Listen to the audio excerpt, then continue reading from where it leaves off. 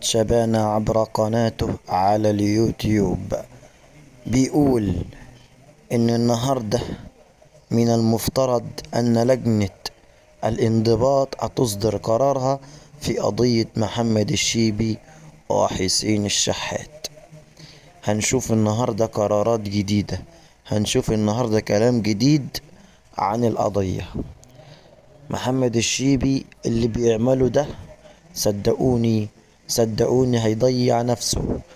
بيسمع كلام المسؤولين في بيراميدز، بيسخنوه وبيخلوه يجري ورا احلامهم ان هم يأذوا الاهلي باي طريقة، ولكن في الاخر هتيجي على راسه وهيتم ايقافه. وللاسف الموضوع ده ما فيهوش هزار، واللي بيعمله محمد الشيبي اكبر غلط.